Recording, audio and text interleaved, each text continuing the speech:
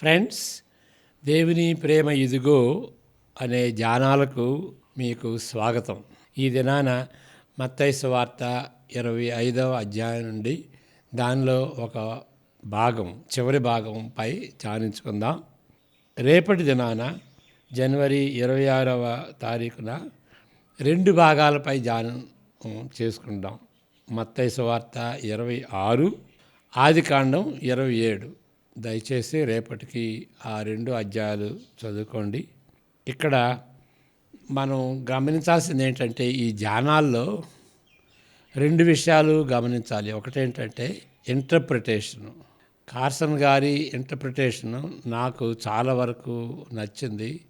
ఎందువలనంటే ఆ వాక్య భాగాల నుండే ఆయన దానికి తాత్పర్యాన్ని ఇస్తాడు. కాబట్టి అది చాలా బలవంతమైందన్నమాట. అంతేకాకుండాను ఆ వాక్య భాగాన్నే చదివి ఆ సందర్భంలో దాని అర్థం ఏమై ఉంటుందో అని ఇచ్చేటువంటి తాత్పర్యం కాబట్టి చాలా పవర్ఫుల్గా ఉంటుంది. రెండవ విషయం గమనించాల్సింది ఏంటంటే అప్లికేషను. ఆ భాగం అంతా చదివిన తర్వాత కేంద్రంగా ఉన్నటువంటి ఆ యొక్క సత్యాన్ని మన జీవితాలకి అన్వయించుకోవటం. కాబట్టి ఈ 2 విషయాలు మీరు గమనించుకోవాలి. సామాన్యంగా తప్పుడుగా తాత్పర్యం ఇచ్చేటువంటి వాక్య భాగాలు చాలా ఉంటాయి. ఇక్కడ సరైనటువంటి తాత్పర్యంగా ఏమి అనువదింపబడింది అనేటువంటి విషయాన్ని మీరు గుర్తించాలి. ఎన్నో సార్లు మీరు వినుంటారు, ఎన్నో విధాలుగా విని ఉంటారు. కానీ వాటిల్లో ఏది రైటు, ఏది తప్పు, ఎందుకు రైటు, ఎందుకు తప్పు అనేది మీరు గమనించుకోవాలి. కాబట్టి ఒక ఐడియాని తీసుకుని సింపుల్గా ఉన్నట్టుగా ఉన్నప్పటికీ మీరు గుర్తించాల్సినటువంటి విషయం ఏంటంటే రైట్ ఇంటర్ప్రిటేషన్ ఏంటి, రైట్ అప్లికేషన్ ఏంటి అనే వాటిని మీరు గుర్తించాలి. అంటే కార్సన్ గారు ఈజ్ ద బెస్ట్ అని చెప్పటం కాదు, is one of the best అనేటువంటి రీతిగా మనం సరైన రీతిలో ఆయన అనువదిస్తాడు, తాత్పర్యం ఇస్తాడు అని మనసులో పెట్టుకుని మీరు చదవండి. కొన్నిసార్లు మీరు దానికి అంగీకరించకపోవచ్చు. దయచేసి మీరు మీ యొక్క ప్రశ్నలు కానీ క్లారిఫికేషన్ కానీ మీరు మాకు తెలియపరచవచ్చు. ఆకలితో దప్పికతో ఉన్న వారిపై, దిగంబరులుగాను రోగులుగానున్న వారిపై, చెరసాలలోనున్న వారిపై, గొర్రెలు మేకలు, ఈ ఉపమానం కేంద్రీకరించబడినదని మనం గ్రహించాలి. మత్తయి సువార్తలో ఈ చివరి భాగం 25వ అధ్యాయంలో చివరి భాగం 31 నుండి 46లో ఉన్నటువంటిది. దాని సందర్భం ఏంటి అంటే ఒలీవ కొండ మీద యేసు ప్రభు ఆయన 2వ రాకడను గూర్చినట్టు ఆ యొక్క సంభాషణ, ఆ యొక్క బోధ. శిష్యులు అడుగుతారు, ఆ దేవాలయం శిథిలమైపోద్ది అన్నావు, రాయి మీద రాయి ఉండదని అన్నావు, అది ఎప్పుడు జరుగుద్ది? అది జరిగేది యుగాంతం కదా, యుగాంతం ఎప్పుడు వస్తుంది? అది జరిగేది మీరు వచ్చినప్పుడు కదా, 2వ రాకడ ఎప్పుడు అనేటువంటి విధంగా వాళ్ళు ప్రశ్నిస్తారు. కాబట్టి ఈ 3 కోణాల్లో ఉన్నటువంటి ప్రశ్న, ఈ 2 అధ్యాయాలు ఆ 3 కోణాలకు చెందినటువంటి జవాబు ఇక్కడ మనం చూస్తామన్నమాట. ఆ సందర్భంలో మనం ఈ 2 అధ్యాయాలు చదవాలి. మనం నిన్న చెప్పుకున్నటువంటి రీతిగా యేసు ప్రభు ఎప్పుడు వస్తాడు అనేటువంటి ప్రశ్న అడగకూడదు. ఎందుకంటే అది ఎవరికీ తెలియదు, యేసు ప్రభువుకే తెలియదు. ఎవరు ఎప్పుడు వస్తాడు అని ఆ ప్రశ్న అడగకూడదు. అది ఎప్పుడు అని నిర్ణయించుకోవటానికి ఆ ప్రయత్నాలు కూడా మంచిది కాదు. దానికి బదులుగా మనం ఏం అడగాలంటే ఏ విధంగా సిద్ధపడి ఉండాలి అనేటువంటి ప్రశ్న అడుక్కోవాలి. ఆ సిద్ధపాటుకి సంబంధించినటువంటి 5 ఉపమానాలు ఈ భాగంలో చూస్తాం. 1 24 అధ్యాయంలో ఉంటుంది, 4 25 అధ్యాయంలో ఉంటాయి అన్నమాట. ఆ 4 చివరిది ఈ ఉపమానం. ఇది సుపరిచితమైనటువంటి ఉపమానమే. గొర్రెలు మేకలు. 25, 36 నుండి 46, 31 నుండి 46. తన మహిమతో మనుష్య కుమారుడును ఆయనతో కూడా సమస్త దూతలను వచ్చినప్పుడు ఆయన తన మహిమగల సింహాసనము మీద ఆసీనుడై ఉండును.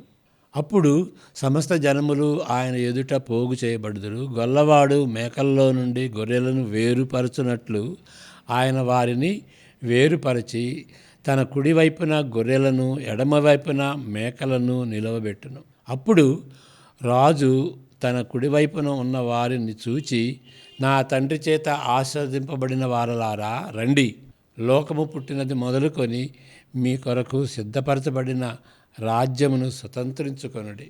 నేను ఆకలిగొంటిని, మీరు నాకు భోజనము పెట్టితిరి, దప్పికొంటిని, నాకు దాహమిచ్చితిరి, పరదేశినయుంటిని, నన్ను చేర్చుకొంటిరి, దిగంబరినయుంటిని, నాకు బట్టలిచ్చితిరి, రోగినయుంటిని, నన్ను చూడవచ్చితిరి, చెరసాలలో ఉంటిని, నా యొద్దకు వచ్చితిరని చెప్పును. అందుకు నీతిమంతులు, ప్రభువా, ఎప్పుడు నీవు ఆకలి కొని ఉండుట చూచి నీకు ఆహారం ఇచ్చితిమి, నీవు దప్పికొని ఉండుట చూచి ఎప్పుడు దాహమిచ్చితిమి, ఎప్పుడు పరదేశివై ఉండుట చూచి నిన్ను చేర్చుకొంటిమి, దిగంబరివై ఉండుట చూచి బట్టలిచ్చితిమి, ఎప్పుడు రోగివై ఉండుటయనను చెరసాలలో ఉండుటయనను చూచి నీ యొద్దకు వచ్చితిమని ఆయనను అడిగారు. అందుకు రాజు, మిక్కిలి అల్పులైన ఈ నా సహోదరులలో ఒకనికి మీరు చేసితిరి కనుక నాకు చేసితిరని నిశ్చయముగా మీతో చెప్పుచున్నానని వారితో అనును. అప్పుడు ఆయన ఎడమవైపున ఉండు వారిని చూచి, శపింపబడిన వారలారా, నన్ను విడిచి అపవాదికిని వాని దూతలకును సిద్ధపరచబడిన నిత్యాగ్నిలోనికి పోవుడి. నేను ఆకలిగొంటిని, మీరు నాకు భోజనము పెట్టలేదు, దప్పిగొంటిని, మీరు నాకు దాహమియ్యలేదు, పరదేశినయ్యుంటిని, మీరు నన్ను చేర్చుకొనలేదు, దిగంబరినయ్యుంటిని, మీరు నాకు బట్టలియ్యలేదు, రోగినై చెరసాలలో ఉంటిని, మీరు నన్ను చూడలేదని చెప్పును. అందుకు వారును, ప్రభువా, మేమెప్పుడు నీవు ఆకలిగొని ఉండుటైనను, దప్పిగొని ఉండుటనైనను, పరదేశివై ఉండుటనైనను, దిగంబరివై ఉండుటనైనను, రోగివై ఉండుట, చెరసాలలో ఉండుటైనను చూచి నీకు ఉపచారము చేయకపోతిమి అని ఆయన అడిగాను. అందుకు ఆయన, మిక్కిలి అల్పులైన వీరిలో ఒకనికైనను మీరు ఇలాగ చేయలేదు కనుక నాకు చేయలేదని మీతో నిశ్చయముగా చెప్పుచున్నాను వారితో అనును. మీరు నిత్య శిక్షకును, నీతిమంతులు నిత్య జీవమునకును పోవుదురు. ఓకే, ఇక్కడ మనం గమనించినటువంటి విషయం, మన సంస్కృతిలో నిరుపేదలను, దిక్కులేని వారిని, దురదృష్టవంతులను నిర్లక్ష్యం చేసే వారిపై శ్రద్ధ పెట్టని ఎడల వారిని గూర్చి ఎంతో బాధపడతాం కదా. వారిని గూర్చి వారిని పోషించాలి, వారి ఎడల దయాదాక్షిణ్యాలు కలగాలి అని ఎన్నో గ్రంథాలు కూడా వ్రాస్తాం. ఇక్కడ యేసు ప్రభు మనిషి కుమారుడిగా, రారాజుగా ప్రకటిస్తున్న విషయం, మిక్కిలి అల్పులైన ఈ నా సహోదరులలో ఒకనికి మీరు చేసితిరి కనుక నాకు చేసితిరని నిశ్చయముగా మీతో చెప్పుచున్నానని వారితో అనును. 40వ వచనం, 45వ వచనం, ఈ రెండిట్లో ఉన్నది. ఏ విధముగానైనా అభాగ్యులకు సేవ చేసి యేసు ప్రభును సేవిస్తున్నామని దీని భావన అయి ఉంటుంది కదా. వారికి ఇది ప్రత్యేకమైన గుర్తింపునిస్తుంది కదా. యేసుక్రీస్తు అనుచరులనే గుర్తింపునిస్తున్నది కదా. కనీసం ఈ ఉపమానాన్ని తరచుగా ఈ విధంగా అర్థం చేసుకుంటాం. ఒక విధంగా ఈ అర్థాన్ని సవాలు చేయుటకు నేను ఇష్టపడను. అంటే కార్సన్ గారు చెప్పినటువంటి విషయం నేను ఇష్టపడను, నేను అసహించుకుంటాను. అంటే ఈ ఇంటర్ప్రిటేషన్ని క్రిటిసైజ్ చేయటం ఆయనకి ఇష్టం లేదు. ఎందువలనగా సజీవుడైన దేవుని సేవించేవారు కనికరపడుచు సేవ చేస్తున్నప్పుడు తమను తాము ఉపేక్షించుకుంటూ దేవునికి అనుకూలంగా జీవించటం చాలా ప్రాముఖ్యమైనది. కాబట్టి నిజానికి పేదల సంరక్షణ విషయమై బైబిల్ సుదీర్ఘంగా వేరే చోట వివరిస్తుంది. కాబట్టి దీని గురించి ఆయన క్రిటిసైజ్ చేయటానికి ఇష్టపడడు. మనం కూడాను హెజిటేట్ చేయాలి. ఈ అర్థాన్ని క్రిటిసైజ్ చేస్తూ జంప్ చేయకూడదు. కానీ ఈ ఉపమానం యొక్క అర్థము ఇది అని చెప్పలేము. గతంలో దీన్ని వేరుగా అవగాహన చేసుకున్న తాత్పర్యాల తీరునకు ఎక్కువ ఆధారాలున్నట్లు గుర్తించవచ్చును. అంటే ఎవరైతే పేదవాళ్ళు ఉంటారో వాళ్ళని కరుణించి వాళ్ళకి ఆతిథ్యం ఇవ్వాలి, వారిని పరామర్శించాలి, వారికి సహాయం చేయాలి అనేటువంటి దానికంటే వేరే అర్థంగా చేసుకునేటువంటి తీరుకు ఎక్కువ ఆధారాలు ఉన్నట్లుగా మనం గుర్తించవచ్చు. కీలకమైన 2 విషయాలు దీన్ని స్పష్టం చేస్తున్నవి. మొదటిది, గొర్రెలు చేసినది మేకలు చేయనిది అల్పులైన తన సహోదరులకు వర్తిస్తున్నట్లు యేసుప్రభు నెక్కి చెప్తున్నాడు. ఇది గమనించాలి.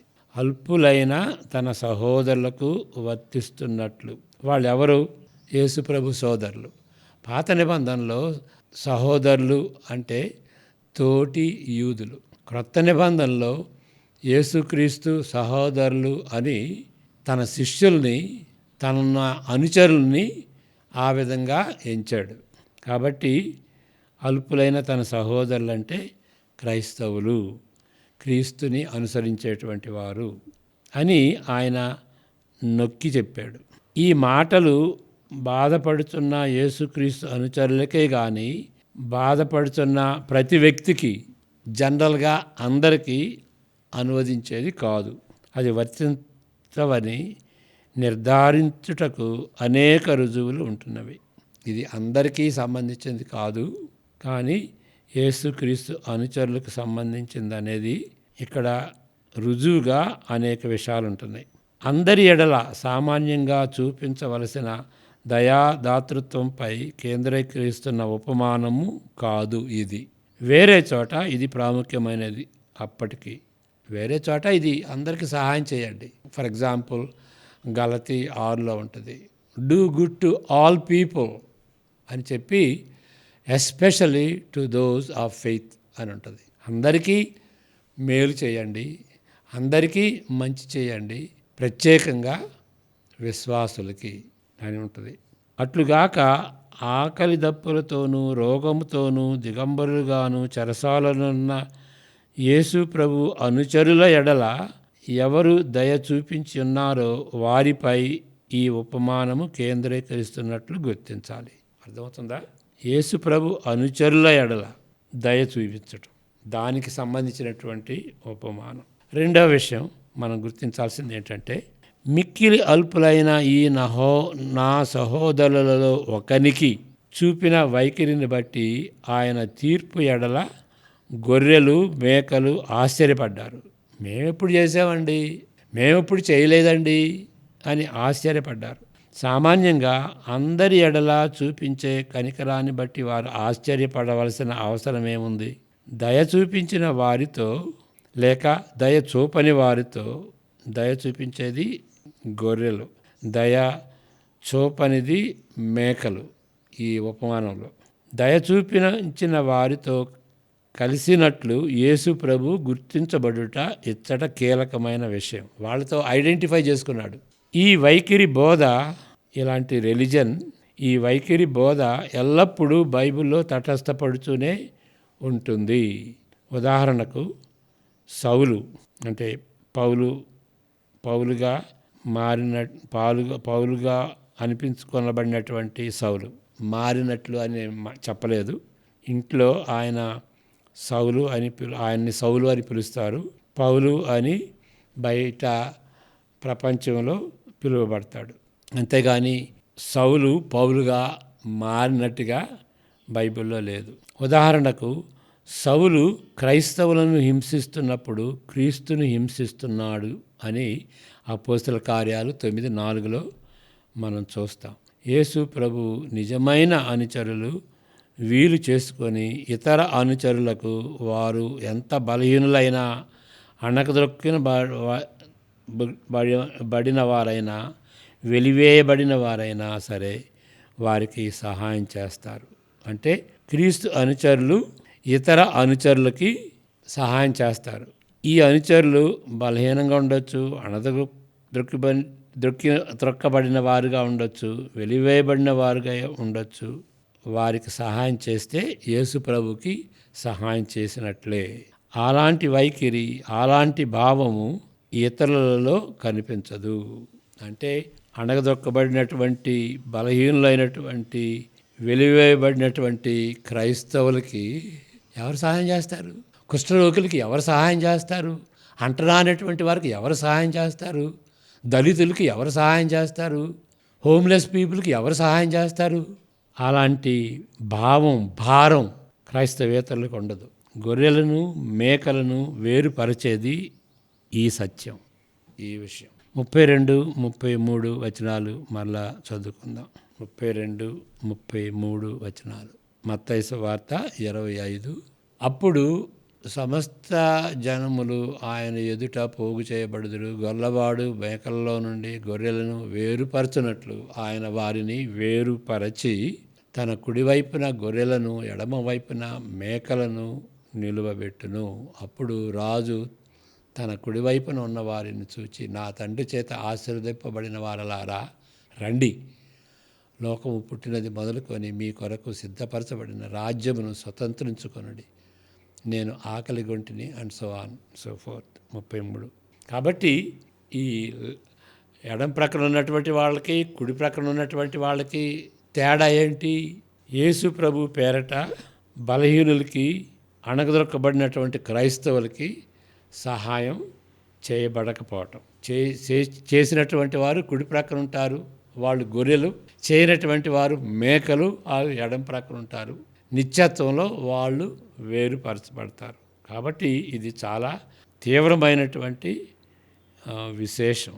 కాబట్టి ఇతర క్రైస్తవులను, మిక్కిలి అల్పులైన క్రీస్తు సహోదర సహోదరుల ఎడల మన వైఖరి ఏ విధంగా ఉంటుంది, మనం ఏ విధంగా వారి ఎడల ప్రవర్తిస్తున్నాము అనేటువంటి విషయాన్ని మనం దృష్టిలో పెట్టుకోవాలి. క్రైస్తవులు మన సంఘంలో ఉన్నటువంటి వారిని అసహించుకుంటామా? వాళ్ళ పేదరికాన్ని బట్టి, లేకపోతే వాళ్ళ రోగాలను బట్టి, వాళ్ళ మురికితనాన్ని బట్టి, మరి కొంతమంది హోమ్లెస్ పీపుల్ నిజంగా వాళ్ళు విశ్వాసులు అయితే వారిని ఆదరించవలసినటువంటి బాధ్యత విశ్వాసులకు ఉంది, క్రైస్తవ అనుచరులకి ఉన్నట్లుగా మనం గమనించాలి. ప్రార్థన చేసుకుందాం బెనడిక్షన్తో. హెబ్రీ 13, 20, 21 అది మనం కంఠస్థం చేయగలిగినటువంటి బెనడిక్షను.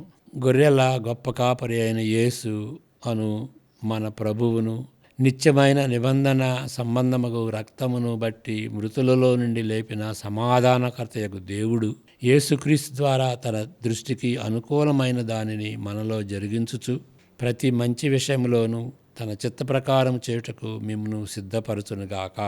యేసుక్రీస్తుకు యుగయుగములకు మహిమ కలుగునుగాక. ఆమెన్. God bless you.